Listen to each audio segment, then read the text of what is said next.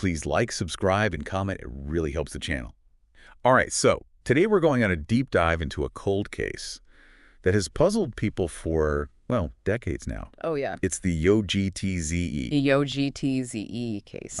And it all starts on a stretch of the Autobahn in Germany, back on October 26, 1984. Yeah. So picture this. A wrecked car, a dying man named Günther Stoll. And right before he slips into a coma, he whispers a clue about 4 men. Chilling.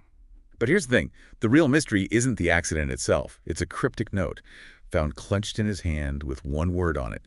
YOGTZE. It's like, it sounds like the setup to a really good spy novel, right? Yeah. What makes this case so compelling, I think, is that it's not just about solving a murder. It's like, almost more importantly, it's about cracking a code, right? It's about deciphering a message. And that message might just hold the key to understanding why Günther Stoll died. Exactly. Okay. Yeah.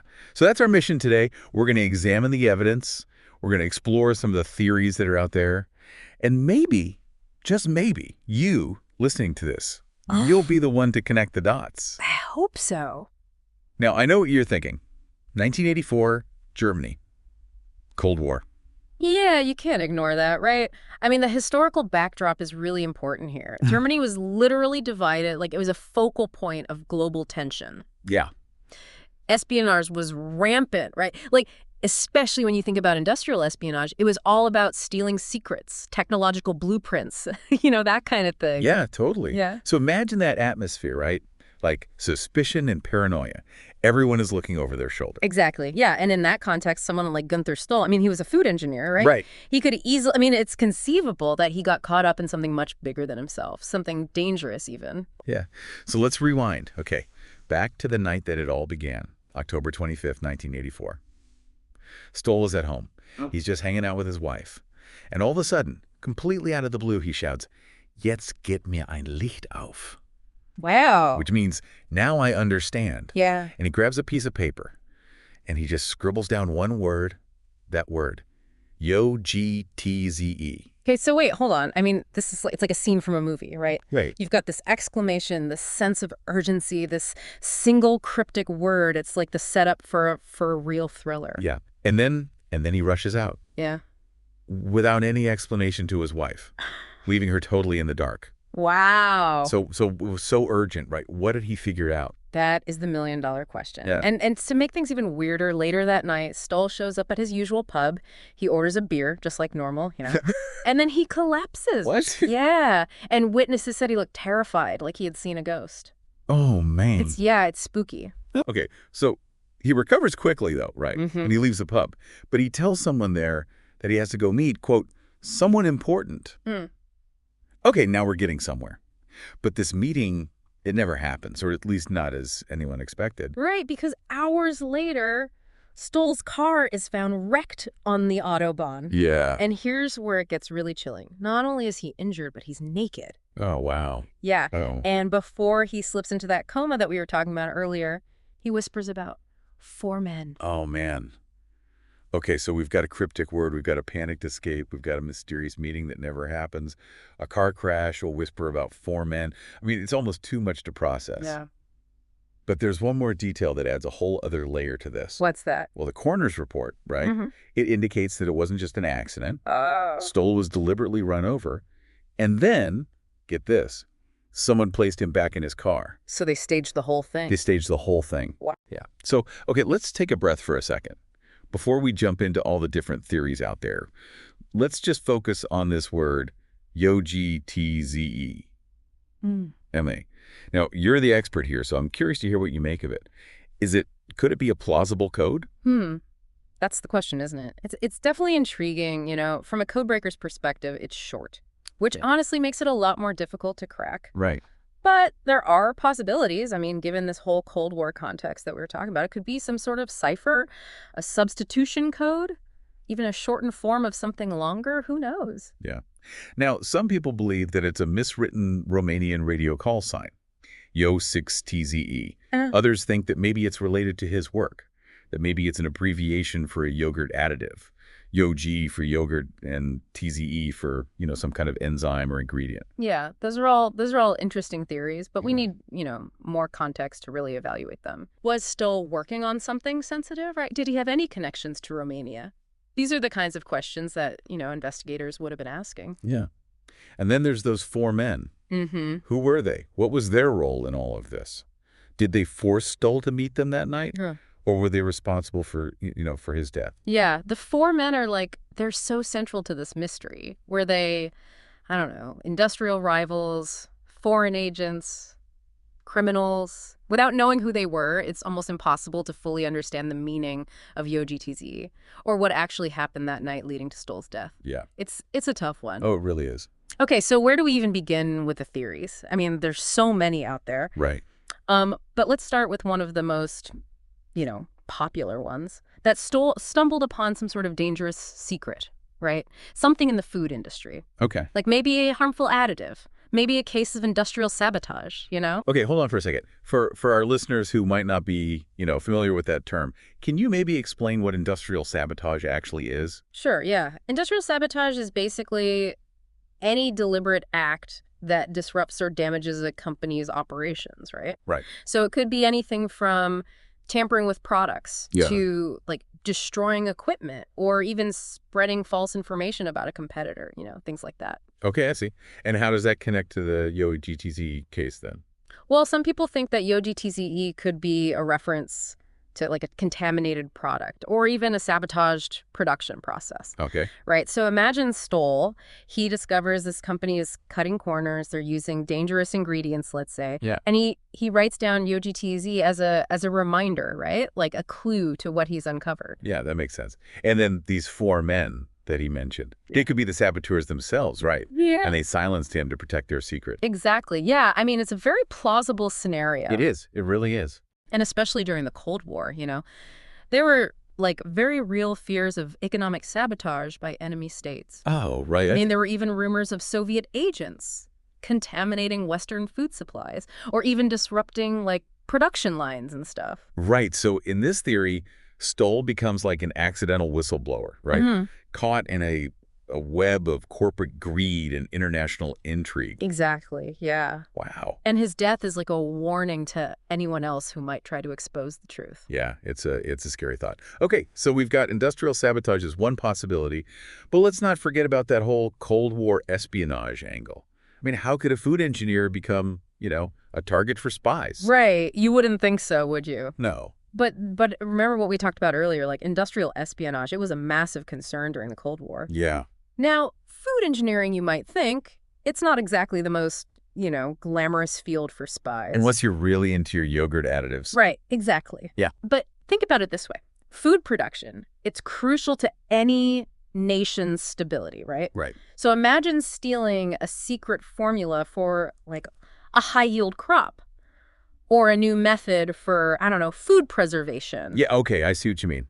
That could give a country a huge advantage, right? Economic, maybe even military. Exactly, yeah.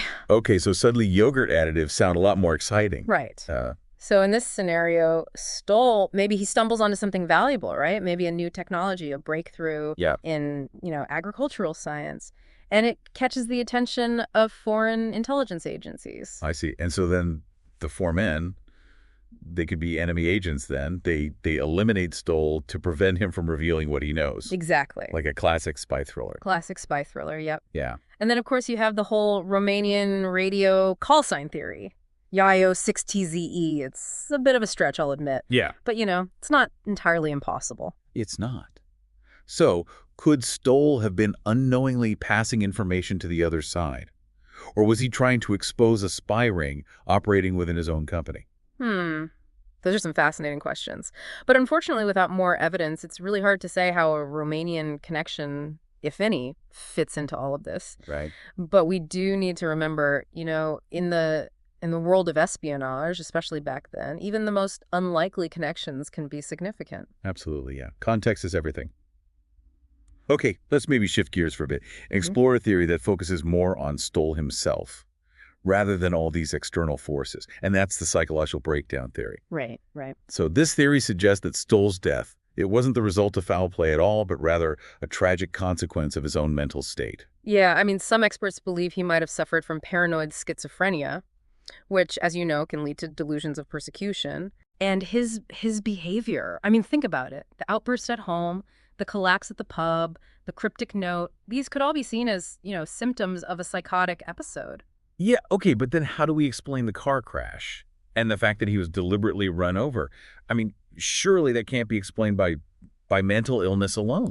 That's the challenge with this theory, right? The forensic evidence, Yeah. it points to foul play. However, proponents of this theory, they argue that the staging of the crash could have been like a desperate attempt Yeah. to cover up a suicide. Oh, okay. So in this scenario, Stoll, driven by his delusions, he takes his own life. Yeah. And then someone tries to make it look like an accident. It's possible, It's a bit convoluted, though, I have to admit. Yeah, it does raise some questions about the reliability of eyewitness accounts Mm-hmm.